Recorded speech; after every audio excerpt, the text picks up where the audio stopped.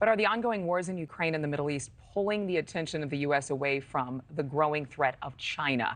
That is the idea, the intention behind an article from The Hill calling China the biggest threat to the U.S. Americans surveyed in the recent Reagan National Defense survey agree, with more than half naming China as the top threat to the U.S.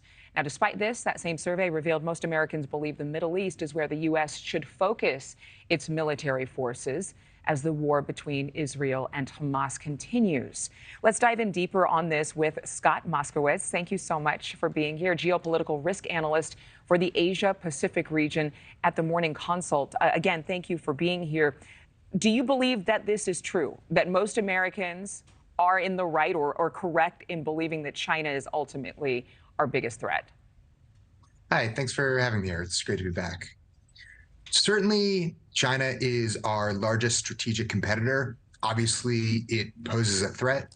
But something we've seen in our data, like that you just pointed out, is that it's not at the top of Americans' foreign policy priority lists. A lot of issues come first.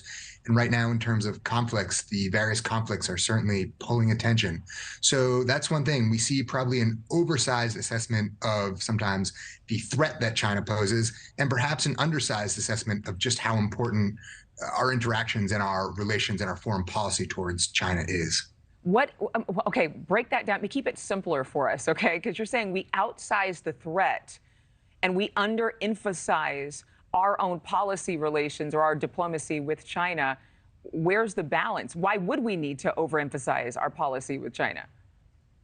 Yeah, it's such a tricky thing, right? But I think China, as the second largest economy in the world, as both one of our biggest trade partners and our largest strategic competitor, and the next largest military in the world, the relationship between the U.S. and China is, in a lot of ways, what makes the world go round. It certainly poses the largest threat, not just to us, but to the world in general, if that relationship were to break down. So our relationship with China, whatever status it is in at the moment or will be in the next few years, is so fundamentally critical. But people get very distracted.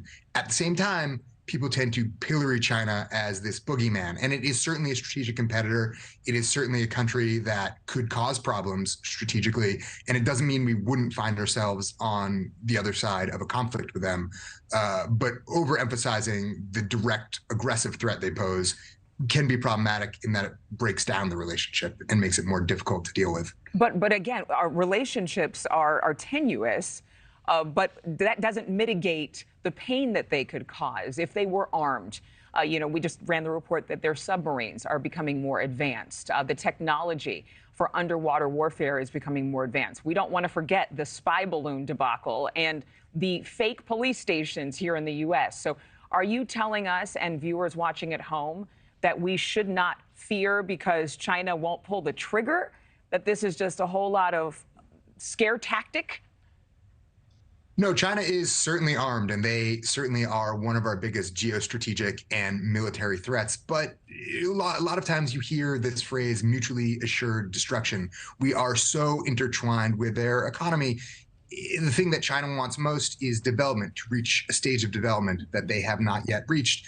And if we were to fight a war, the isolation it would bring to China and the way it would undercut the global economy by destroying the single largest and most important relationship in the global economy would be absolutely devastating to the global economy, to us, but especially to China. And that's not something they can afford or something that they want. It doesn't mean they are not prepared for a potential war with us, as we are for them. And that is something that both sides have to be vigilant, should be vigilant, and frankly are vigilant about, whether or not the population as a whole really is so vigilant about it sometimes. But do you believe, Scott, that we need to have a stronger stance against China and let them know that, to say it in a very, regular way, that we're not playing around and we will defend our allies like Taiwan, and at the same time walk that tightrope of saying, oh, but we still want to be friends because of trade deals?